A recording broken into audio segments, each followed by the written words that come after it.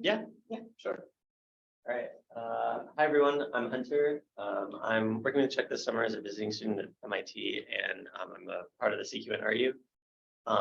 So for introducing Chuck, Dr. Chuck Choi is a postdoctoral researcher at MIT RLE in the quantum photonics group led by Professor Dirk England.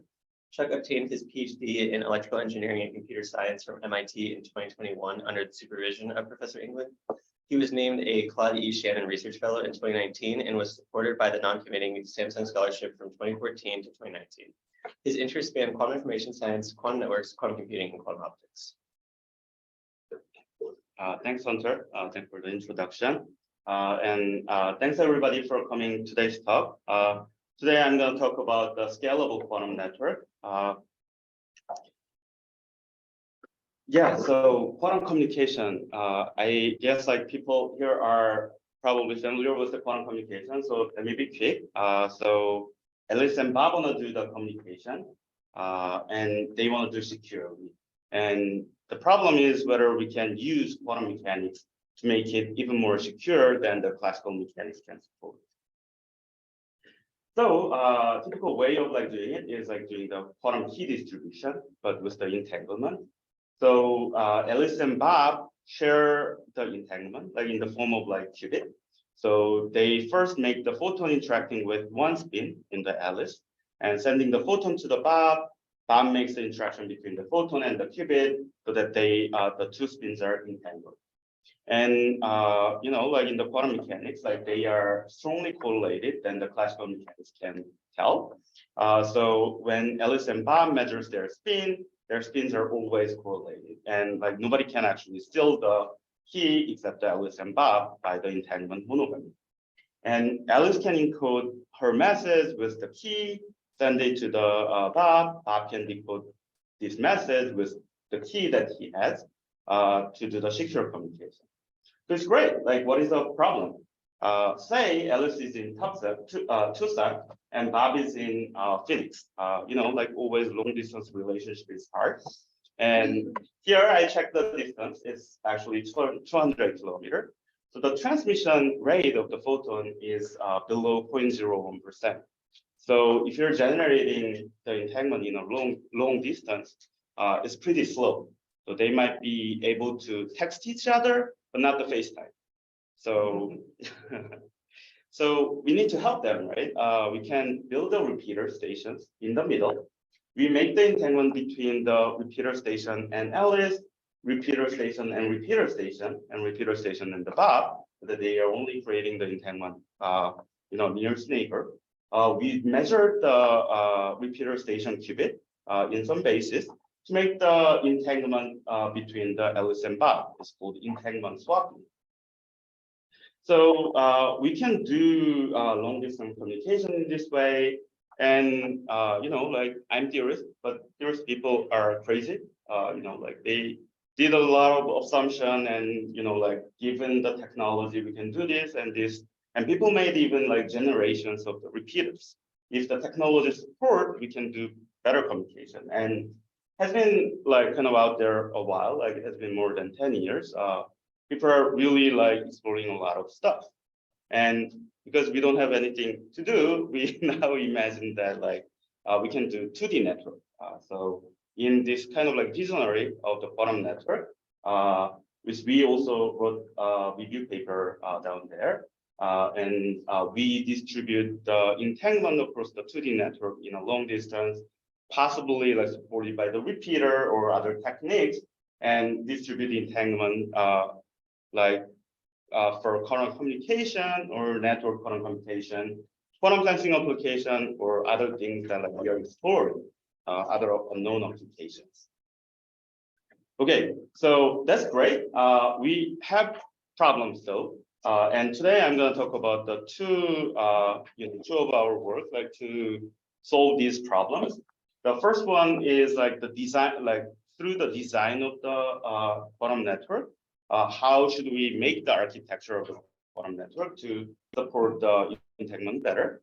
The second part of the talk is going to be more focused on the physical design. How can you make the entanglement protocol? How can you categorize it? And how can you compare it to make the better entanglement protocols? And in the abstract, it was actually reversed, but I found that like after talking with people at Arizona, people is more interested in the network design part, so I swapped the order. So hopefully that helps. So, okay, like we talked about the quantum network. Like we can just place like quantum memories into the plane, and we do same as the classical network. Then isn't it like simple problem? Turns out the problem is not that simple. The thing is that like in classical network, you're limited by the channel basically. So people are talking about capacity. What is the rate that you can send the information through the channel? And memory is like less consideration because like you can buy $100 like terabyte hard disk from Newegg, right? I mean it's not the major consideration when you're designing the network. However, in quantum network, it's heavily limited by the number of memory. For example, like in a demonstration done by the Delft group, this is like state-of-the-art demonstration. There are only 4 qubits in 3 nodes, so we have only 4 qubits on our hand. While like we can send like billions of the photon through the optical fiber during the coherence time of like these qubits. And like even considering like far future, like not far future, say like near to intermediate future, the IBM quantum computer, for example, recently announced the 400 qubit quantum chip. These are not network compatible, but like like we can imagine that like we have like this much qubit like in near future, still we have only 400 qubits, right? So again, like considering like billions of the photons through the optical channel versus like a handful of the qubit, we're going to be always limited by the quantum memory. So this means that like we cannot use all the classical network with them for the quantum network. Moreover, we have another problem. Classical networks are usually packet switching. Packet switching means that like you make the information into the packet and send it around. They are very independent. Like you can keep it in the memory and like go whenever they want, like from Alice to the Bob. However, quantum memory always has a coherence time, so you don't have a indefinite time. Also, the packet switching. Sorry, was there any? Yeah, yeah. Let me proceed. So packet switching in quantum network is very tricky. Like it's like requiring like many qubits and like a lot better technology than we have. So like currently like and near future, even intermediate future, what people are imagining is like using the network as a circuit switching or circuit switching like way of operation. Meaning that when Alice and Bob want to communicate between each other, you need to reserve the path. Basically, you need to reserve the channel and you send the entanglement like through the channel. So until this communication is done, nobody can use this channel. There is other way, like like the Alice and Bob can choose the channel dynamically. Still, like like for example, like in this example, Alice and Bob doesn't know whether like this entanglement will be generated first or the other one is generated first. So they need to wait, and when the Alice and Bob has a path, they can use that one. But in the middle, like because they don't know whether this upper channel is going to be done first or the lower channel is going to be done first, they need to keep the memory on hold, meaning that like nobody can use it, right? So even though this is not the circuit switching as itself, still it operates like the circuit switching. So quantum network has like this very distinctive feature with, compared to the classical network, which makes things like harder. So, and combination of this makes a problem like kind of complicated. Let's assuming that like I'm communicating with Saika, but like we are in the long distance relationship, right? So I need Dirk. Dirk should be in the middle, like Dirk should do the entanglement swapping with like his qubits. The problem is like if my friends like Kevin want to communicate with Matt, then because Dirk has only 2 memory, he cannot actually mediate the long distance relationship between Kevin and the Matt, right? He's in trouble. Obviously, the easy way is like adding the memory to Dirk, right? I mean, 2 bit of memory is like too small, Dirk. Like you can add like 2 more qubits, right? But the problem is that like we said, like we are limited by the memory, right? adding the memory solve the problem, but like, like we don't have that easily. So now like we are thinking about like, what is the kind of like scalable way of like designing the network? I mean, like, okay, like we have like tons of way to do like, physically, experimentally, to actually make the scalable entanglement network. But like saying that like we are going to the long, future, we want to design things like more carefully so that like, we are not wasting our efforts, right? And there's no definition of the scalable quantum network. There are some definitions in the classical network. So we made our definition. I mean, probably someone might not agree on it, but I think like it's reasonable. So we defined the scalable network to support the many entanglement routing at the same time. If we have n users over the network, we want to handle order of like this, like the large notation of like, similar order of like n number of like entanglement is like supported there. Like it doesn't make sense that like we have millions of like people in the network and only 2 people can communicate at a time. So basically I'm communicating with like like nobody can communicate with like nobody else. Like so we need to do that. And also we want to avoid the congestion. Again, like we said, if there is someone like who are limited by the number of memory and like they are accessed by the multiple people, we have a congestion problem. These are not the limit of the network, but like bad design of the network, so that like they are limited by some local constraint. Lastly, we want to do it with like a small number of qubits, right? And small number of qubits, we define it as like smaller than the linear scaling. Because like linear scaling means that like basically you have like many quantum network. Basically you replicate the network and like supporting many routing. So like there is no gain for doing that. And we can always make a crazy like network traffic, like saying that I'm communicating with Dirk with like million qubits. I mean, like that's never gonna succeed like in whatsoever way. So we need a reasonable assumption. Reasonable assumption is the uniform random traffic that anybody can talk to each other. Anybody can talk with anybody else with random probability, which is often used for classical network benchmarking, actually. So these are our definition of the scalable network.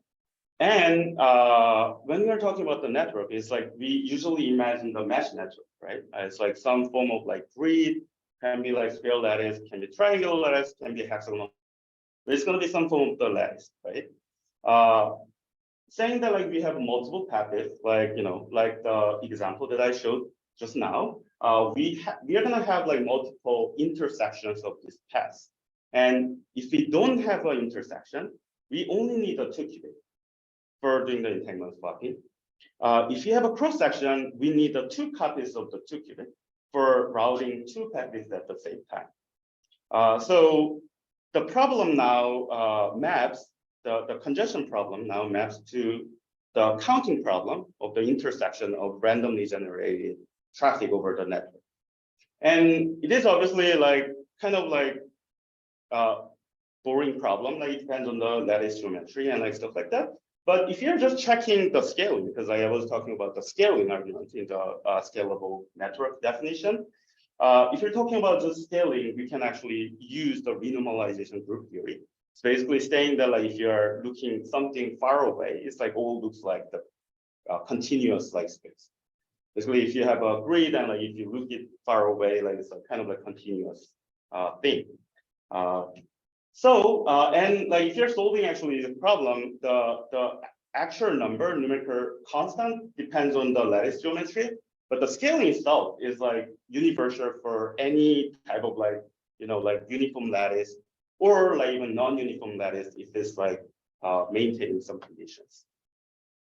So I'm now simplifying the question to the randomly choosing 2 points to make the line and what is the number of like intersections in this case. And if you're calculating it, it's actually growing quadratically. Here, this is a histogram of like where the intersection happens. There is a hot map on the middle. the number of like intersection is proportional to the n at the center. And this like kind of like hot area is proportional to the total size of the network. If you have n users and kind of like grid policies, then one side is the square root n. This hot area has the length of like square root n order of. So if you're calculating the total number of intersection, it actually goes quadratically in our simulation. So bottom line, for n simultaneous entanglement flow, we need total n squared qubit over the network. And per node, we need a linear scaling qubits, which is not great because like it means that like say AT&T is getting one of the users, they need to come to my house and like put one more qubit because like I'm not gonna communicate with him like ever, but like still they need to add one qubit to me. So mesh is not a great idea if you are talking about the memory limited network. So actually we thought about implementing the tree network, which is like exactly opposite way. Mesh has like so many loops, while the tree doesn't have any loops. There is no loop. It's uniquely defined by the tree network, the tree graph actually. So here is a mesh network again. Like we have a congestion problem.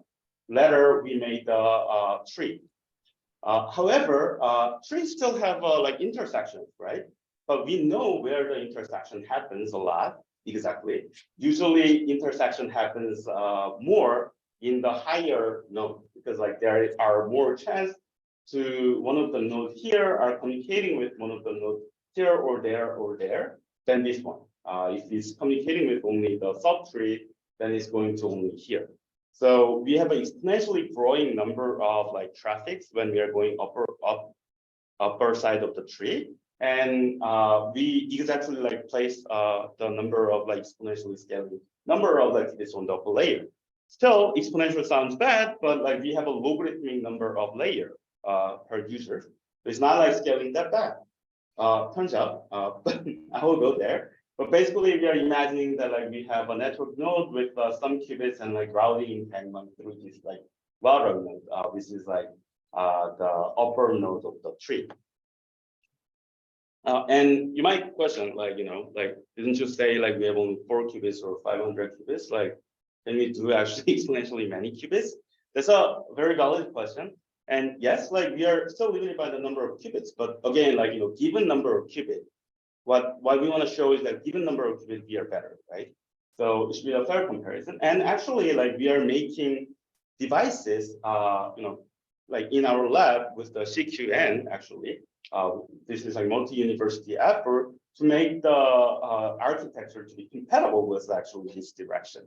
So I think it's a good point to actually justify also the experimental effort. This way of like pursuing the experiments is actually compatible with our long vision of the quantum network. So yeah, like this tree network is like kind of looks simple, but like because the when we are going upper layer, we have a longer channel, so we need some repeater stations. And when we are calculating the number of qubits, we need to count the number of repeaters and like how operated to be kind of comprehensive. So it depends on the length, and it depends on the how to deploy the network to cover the 2D surface area, assuming that like we are working on the 2D. I mean, like the Earth is 2D, so we are assuming that like we are working on the 2D. And this problem is actually kind of like like mathematical problem that like, and given the circle, what is the smallest circle with like some number of, like say like we are defining 5 circle or 7 circle in this case. We have a 7 circle. What is the smallest radius to cover actually the unit circle? It's called disk covering problem, and there is a known solution, well-known solutions for a while. So here is our kind of like imagination of like distributing the network. Again, like this is the degree 7. So for example, like this upper node has like 7 child. One is like hidden by the large node, but there are 7. this large circle is the coverage area of like this large node, which is covered by the child node, like this is the blue, and the blue circle is the coverage of the blue area, which is also covered by the green node, which is the sub child of the blue node. So, like this covering problem gives what is the ratio between ratio of like growing the channel length. And like we use this construction for calculating the overhead of the network. But also, like at the same time, we consider the very simple geometry, which is the scale lattice geometry, saying that like we are covering the communication traffic like uniformly. It's not like covering like the total. It's like still covering the total surface, but it's like somewhat inefficient way, but like still like probably more uniform and like more realistic way of like treating it. We can easily calculate the channel growth rate, which is like just twice every time. So all in all, we put everything down there and calculated the like overhead. So I know like this graph is a little bit busy, so let me explain it. X-axis is the number of nodes. So how many nodes are there? Y-axis is the overhead. How many like qubits per node we need actually to support this number of like entanglements. You can imagine that like you actually don't need like this many qubits if you're okay with like supporting a little bit less entanglement. So I'm giving it for like for kind of like like in a proportional sense. But if you're okay with like operating your network a little bit slower, this overhead can be scaled immediately down. So don't be scared about like I need like 10,000 qubits per node for supporting something. But basically, there are a few lines. One thing is that like if you have a dense network, meaning that like our nodes are very dense over the network, so that like we are limited by the insertion loss of the device, not the length of the channel, then we actually just have a logarithmic overhead. Because like we have a logarithmic number of layer in the tree network, and we don't need any repeater if the distance is like so small. That's called dense network limit. In that case, like we have a really like logarithmically scaling kind of like overhead. So this is like a lot better than the scale lattice. But then like scale lattice, will people say, oh, like that's only working for the dense network, and like you need to consider also the error correction. So we also counted the error correction with the CSS code, which scales better, but with a large overhead, and the surface code, which is like having a low cost, but like scaling slightly less well than the CSS code. So those two lines are here, and they have a slightly larger overhead than the like without the error correction. But also at the same time, we want to consider the sparse network limit, where the channel length is actually growing. And like that affects the performance. So there are different configurations changing the like the number of child of the tree, and like what error correction code we are using. J=1 is the CSS code, J=2 is the surface code, and 2D is the disk covering problem, like way of like distributing the node, and the SQ is representing the scale lattice distribution of the node. Notably, like everything is like within the scalable regime. Like I draw the 2n line, y=2n line, which is basically separating the scalable and not scalable regime, considering the mesh network. Right? Again, like if things are scaling with the n, like it's bad because like we need a lot of this. Moreover, actually, like 2n is not a fair comparison, right? I mean, like we are considering the error correction. If you're doing the mesh network or like linear scaling, kind of like routing protocol, then they need to also consider the error correction, right? That is way above here. And if you think about like say like million nodes, this is like factor of million actually. So we are reducing the overhead number of memory by factor of million actually. Also notable thing is that like like we have a longer distance by kind of distributing the nodes in very specific way. But still our overhead is only 10 times or 20 times more than the absolute minimum given by the dense network. So we're saying, I mean, like we kind of like constructed the tree somewhat arbitrarily. It's like just the opposite of the mesh. Like, you know, I don't like my mom saying like I'm going to exactly reverse. So that's what I did. Yeah, like it might not be optimal, but I'm saying like the room is actually not that big. Like, you know, one might be able to improve like by a factor of 2 or 3, but it's not going to be a factor of 100. So that is like very intriguing. That's like what he thought. Also, we studied the behavior of the overhead per area. So because like these like different number of children will give different like scaling behavior. If you're kind of like measuring the overhead per area, then it actually scales like a little bit differently than the other ones. The good thing is that like in any constructions, overhead per area is actually decreasing. So if you are growing our network size bigger, we are actually having more efficiency. That's great. But also like there are different scaling than the overhead itself. For example, red and green is like lower in the overhead graph, but the red and green is actually large in the overhead per area graph.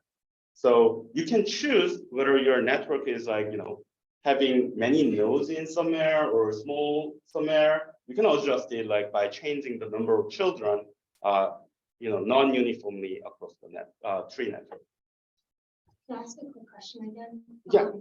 What were those 2 lines in the non-scalable area? Oh, so 2n is like assuming that like we have a linear routing protocol. And that is not fair because like we are assuming the error correction here.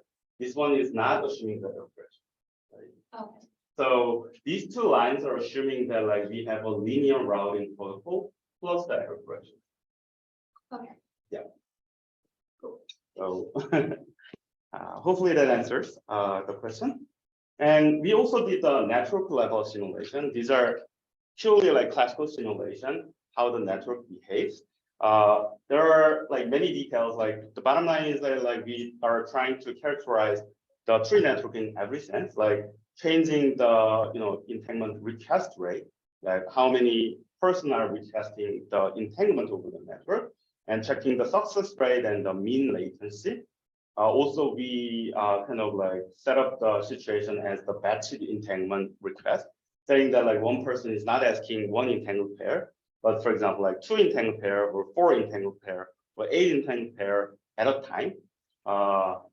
Also, we characterize the dynamic response of the network, saying that the network request rate is like large and small, like say like in the daytime and the night, how the network behaves with what time constant, so that like we can fully characterize the network. And the bottom, like there are a lot of like behaviors we actually detailed in our manuscript that is on the archive. But the bottom line is that like they show like thresholding behavior, meaning that it is actually congestion free. Our construction of the tree is not making a congestion by construction, so that like, even though we are scaling the network large and large, we don't have like this construction that makes the entanglement handling fail, given by the success rate. Okay, so yeah, that is the first part of the talk about the network design, and I will move on to the second part. Then I will probably get the questions that make sense. Okay, so let me switch the gear a little bit. Like we are talking about like very high level like description, like probably psycha like research topic. But then like I'm the theorist in the experimental group too. So like I want to help like our group people to use actually remote thread entanglement protocol and design it cleverly so that they can use it like in a best way. So we thought about like the way to analyze it, and like we actually made this framework. This framework has like many abstraction layers. So you can express like in very simple that diagram, saying that like how it looks like and like what is the actual operational principle of different entanglement protocol. But if you're zooming in, you can actually make in more detail how you encode the photon, how you encode the spin, and how you are actually using it. We can also zoom in a little bit more, like its components by component, and like build a physical building block, which is like actually how the physical operation is done. And the last layer is the quantum optical modeling. These are really like, numerical equation of the quantum optics that show how these are working and what is an imperfection and stuff like that. And the important thing is that like we actually implement these things as a Python package. So like anybody can use it, and like they can supplement like whatever they are trying to make a nice ecosystem, like to thoroughly study and compare different entanglement protocols. And the reason is actually this: like if you're actually typing like remote entanglement protocol or measurement-based entanglement protocol, you will see many papers. Like it's like literally like I'm just like putting up to you. It's like you will find like more than like probably 100 actually. And they have all different geometry. Some of them use like ion trap. Somehow like in operation they give a two photon detection. Each of the detector gives a two photo detection. Then you have an entanglement. Some cases you have only one photo detection in one node. Some case you have a 4 detectors and like you have a 2 click. Some case that you're not using single atom but ensemble of the atom and using some transition. Some has like the SPDC source, like the pair single photon source, and absorbing into the quantum memory, so it's like not the emission but the absorption. Some use like very weird like atomic geometry. That is the only way to succeed the entanglement protocol. Or some is like not detecting the photon in the middle, but like sending the photon from Alice to the Bob, as I described. So there are really like tons of like entanglement protocols, and whenever we like in our group, like whenever we are getting like new students, like they were asking, oh, what is a good reference for studying entanglement protocol? Like, is there something that can cover all the things? We found always like hard time to explain it. And like personally myself also like, from the first year and second year, I'm learning something gradually, but never understand like the whole picture. So our target is like, okay, like, I know like it's messy and like it's gonna be probably still messy, like even though we organize it, but let's try to organize it in nice framework. So that was our kind of motivation. And the first layer of like this framework is actually the topology and the logical building block. So we want to first like categorize different entanglement protocols with like the photo detection in the middle, or sending the photon from one to the other, and having a photon pair source at the middle and like detecting the photon at its node. So these are the 3 topologies that like we think about. And at this layer, like you don't have to detail everything. Like you don't have to detail whether you're using Raman transition or you're using the like elastic scattering or non-incurrent like scattering, or it's like optical pipers, or like you don't have to do that at this layer. At this like that is the this is like the upper layer categorization of the entanglement protocol. But at the same time, still we want to know how things are working at this level. Like what is the quantum circuit that we can actually think about, like, and this one. And we actually categorize the kind of like the most well-known and like largely heavily used in different protocols with like very specific circuit construction that are giving distinct picture. And also like we give like distinct features on the photonic operations and Bell-Stein measurement or gate. And we can apply these things like for these like 3 geometry, 3 topology that I just mentioned. They have actually very specific structure of these like logical building blocks, combination of the logical building blocks. Then like we are going to the next layer a little bit down there. So I would say like if first year students come to the lab, like so just remember this one. Like it's always like Shina, everything's perfect like right now. Yeah, there are details, but like you can figure out like later. But then like you want to figure out like what is actually the encoding. I mean, I was saying the qubit, but there are many ways to make the qubit, right? Especially the spin case is like rather trivial. Like you have a 2-level system. It's always like ground states and the excited states in some form. But photon is a little bit later trickier, like because like you can use, for example, Fock state basis, like you have a 0 photon or 1 photon as a like 0 and 1 states, or you can use like early time being or late time being basis as your qubit basis, or polarization or dual layer or frequency encoding. At the same time, it would be great like if you can actually define this like basis with the single photon, but the technology of like single photon is like not the best at the moment, like like it's supporting the entanglement protocol. So people often use like weak coherent states. So there is a trade-off between the two, but for every encoding, we have like these two options of like choosing the encoding. And the next block, like, but still like by giving an encoding, we know like how the people are using the photons to operate with the logical building block. Like we know what is the photonic states of like this one we write as a qubit basis, the actual like basis. But then next layer is like how we are actually implementing these components with this encoding. So for example, like we have common components like the measurement or mode mixing or geo rotation and X rotation. And these are kind of like, I mean, I would say like, there might be different ways of like doing things, but these are kind of like, pretty exhaustive way of like implementing this gate. And we listed everything in this table. And the thing is like some of the actually gates are very not natural on one basis. For example, in the Fock state basis, X rotation is not easy because it's either like adding one photon with like 30% probability amplitude. So it's not like natural to do that. So by seeing this table, actually, you can identify whether it's a good encoding when you are implementing your entanglement protocol or not. Or when you are designing entanglement protocol, you know whether you're going into the right way or not.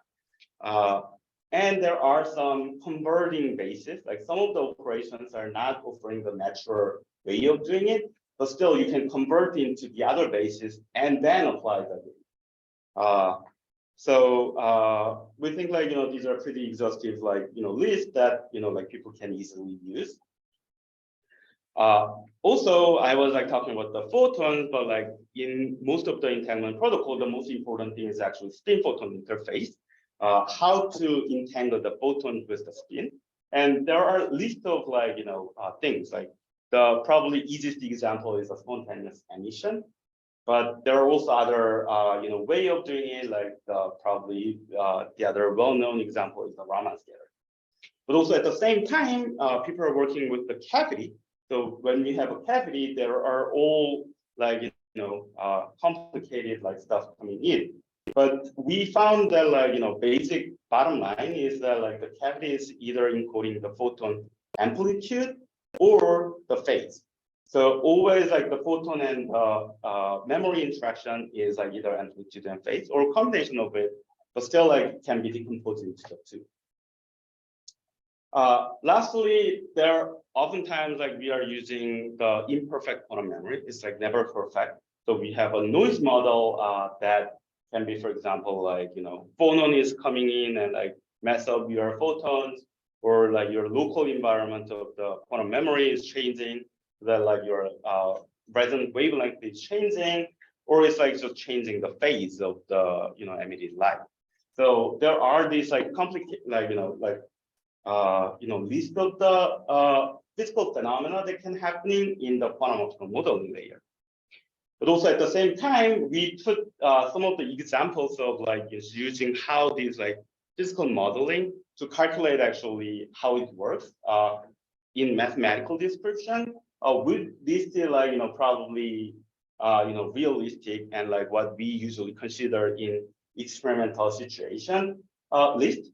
But obviously, like if you have a complicated situation, saying that, oh, I don't have a phonon, like I already made my structure really good that I don't have a phonon, then yes, like you can take some of the off. So this layered kind of like, framework that we are proposing is that like you can always like change it very modularly. So if you're changing your small components, like whenever we are kind of like coding this, like simulating this entanglement protocol, we are starting from the bottom up. Like, we code something, if some small situation is changing, we need to recode everything. So that's what we want to avoid and give a more holistic understanding about the protocol. So we made it modular so that if you want to change this one, you need to just change this one. You don't have to change your encoding code, or you don't have to change your logical building block code. So this is an example of our code. I just snapshot some of the part of the code. We offer as a default some of the kind of options. Say cavity, we can use it for the single-sided cavity, or critically coupled cavity. You have a beam splitter with a single input, or just unitary beam splitter with arbitrary one. They are having some input numbers like that. These are the physical building block layer code. So they have some input numbers coming from the quantum optical modeling layer, which is the lower layer. We have also quantum optical modeling layer, that if you're putting it, what is your resonance frequency, what is your loss of what is your spontaneous emission rate, what is the quality factor of your cavity, then it can automatically returns the value that should be fed into the physical building block number. And this physical building block output is also feeding to the encoding block, and encoding output is feeding to the logical building block. So that again, you don't have to code everything, but if you want to simulate something new with your own construction, you need to just add one function and use it for the others. We named it as a QRAP, so it's a quantum remote entanglement building block. And we're gonna make it public soon, probably next week. So it's hopefully we tried actually this week, but I mean I didn't make it, so sorry about that. But yeah, also the manuscript will be available archived soon. But yeah, we actually use this framework to analyze the 3 different topology with 3 different encoding that I showed in the first slide. So we use our simulator to calculate things. Things are very simple. Again, things are just we type running the infidelity, then just calculating everything. And we can see if you are changing the cooperativity, how the infidelity improves. We can change the cooperativity with changing cavity loss or coupling rate pretty easily, in our framework, because we need to just change our lower layer of the code. So that is the end of the second part of the talk, and I want to acknowledge, I want to thanks to the people who contributed to this work. Some of the people from TU Delft actually heavily, we are heavily collaborating with them. I also appreciate a bunch of people who were actually helping to develop this project, giving a lot of helpful discussion, including Saika here at Arizona. Here he's on the top, so yeah. And we have I also thanks to a lot of funding support for making this research possible. So, and also I appreciate you guys coming to the talk, and yeah. Thank you. Thanks.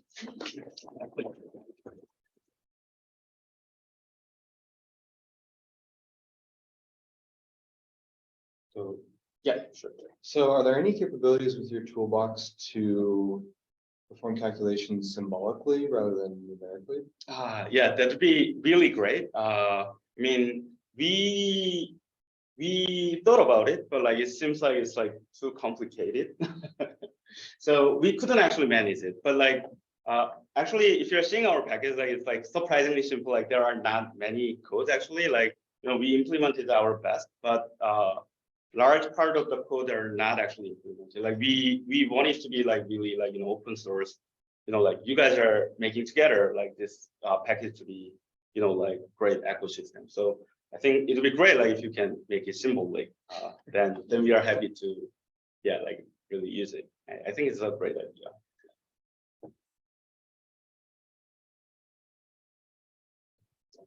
Totally great talk, by the way. I really like the QRAP. Thanks. Yeah. My question is, I know you had a slide that was two of ways in which you can do entanglement. Yeah. And I guess I totally understand how, like, if, like the first part of the talk with Yeah. conjecture. Yeah. Like, wouldn't, like, thinking of that problem depends on the type of, like, choice you make here. Like, if you use a source in the middle, then your conjecture problem is completely different than, like, Right. That is true. Like, you know, like so the physical detail of like how to generate the entanglement can affect the you know, like network problem.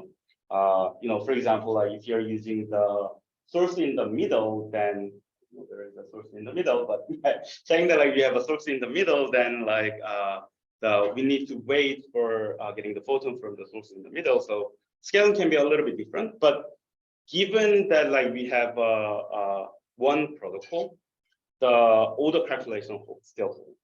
So we would say like it's like kind of link layer calculation, abstracting the physical layer. Like physical layer is giving the rate and the fidelity, and we are calculating everything one layer of. So, or the other way to say is that like, you know, at the network design, we don't care whether they are using atoms or like they are using spins. Like, so the entanglement is entanglement. Yeah. But I think it's an important question. There is a kind of co-design can probably improve the both sides a little bit better.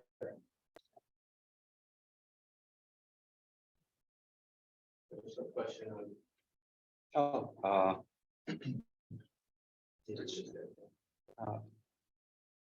wait, there is a question on that. Somebody raised their hand. Oh, that's me. Oh. I think I'm David. Is that okay to ask my question? Yeah, sure. Hi, and thanks for I appreciate like, you know, coming to the talk. Thanks. Okay. Oh, I'm sorry. Yeah, my question also is about the first part of the talk and the congestion issue. And maybe this is naive, but I was just thinking, you know, a degenerate form of congestion comes from robustness. You know, if you lose a node in a network with a tree topology, have you thought about sort of problems with robustness at that sort of more basic level? I know, you know, for classical networks, of course, more distributed designs have that advantage. So just wanted to raise that question. Right. Thanks. Thanks for the really nice question. And like, yeah, like that is like immediate, like kind of like, you know, people's like, you know, feedback that like, no, this is not going to work well because like, yeah, if you fail like one of the nodes, like for example, like this node, saying like, you know, somebody's like, you know, breaking this node, then like, you know, nothing's going to work like below that level. But actually what it can do is that like we can do the redundant node configuration. So basically it's like making a same node like this one more next to it. Then like our number of qubit increase a little bit. That per layer we have a quadratically increased number of qubits, but still, and like we can suppress the error or like, you know, the failure rate exponentially. So yes, that the susceptibility of the tree network to the attack is actually a problem. And like, yes, like as you mentioned, like classical network people also figured out how to you know, protect it. Like that is like redundant node, or like some people the actual configuration goes as a closed network, like actually telephone network geometric topology. They can help you know, the robustness of the network. But I think like it's a great question like that needs like further study. Again, like we are only like trying to solve like the sub part of the problem. Thanks. Thanks for the nice question.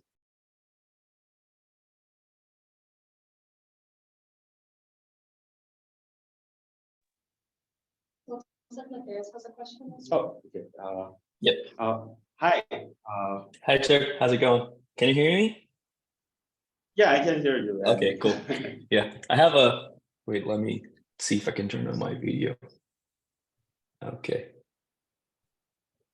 Yeah, cool. So can you see me? I don't think so. I can see you. Oh, okay, cool. Yeah. So I have a quick question. So have you, yeah, first, thank you for the presentation. It's very nice. My question is, have you considered a problem, a discrete version of the problem you're mentioning about the circle overlapping? To me, it sounds something like a dominating set, where you want to find a minimum set of vertices that touch all of the vertices in your network, and somehow you want to use these nodes as your, the different layers in your level. So these nodes would represent when you're changing layers in this tree. Did you thought about this, or? We haven't actually thought about it, but I think like it's a great idea, and like to study further. Yeah, like I mean, if you find an answer, like please also let me know. We haven't thought about it, but I think like it's a real idea to further study and figure out whether that's some different behavior. Cool. Yeah. Thank you. Thanks for the question.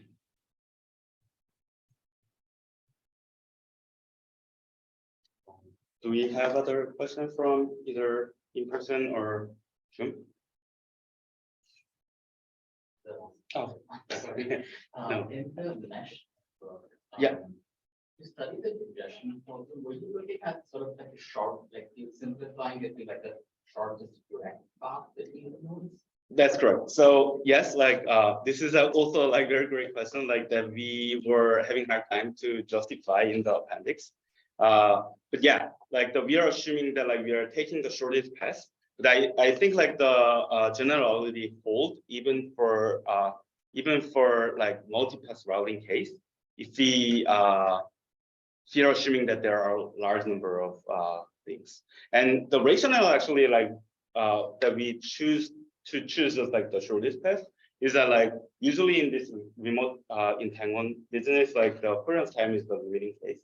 So saying that like if network is getting bigger and like we have large communication set, it's actually combinatorially hard classical problem. So we don't think like say like 100 nodes, like finding optimal multi-path routing independent with each other is like kind of like treatable even classically. Yeah. So You can yeah. I think it's a good question. Again, like we had a hard time to justify. I think like in at least like current or near future or like even intermediate future, it's a hard thing to make operate, like because like also our graph is like probabilistic, right? Our lattice is not perfect. Like sometimes there is entanglement, sometimes no. And with the probabilistic graph, like you need to find the multi-path like that's generating random requests and like minimizing the intersection as some of the nodes. I mean, like I don't know like even how to attack it, but like there are actually known multi-path classical reserve that are scaling super linearly. It's usually going quadratically. For some set of graphs, it's like actually n log n. So it's like when you're growing your network, the problem gets harder and harder. So we think if you can do it, like it's going to be the breakthrough in network science. But we at least like didn't have a good idea like to solve it. Thanks. Thanks for the nice question.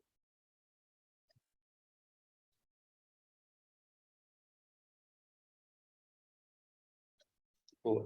I guess if we don't have more questions, I guess we can wrap it up here. But yeah, I mean, feel free to like send me an email or like ask me if you have any further questions. And thanks again like for coming to the talk. Great.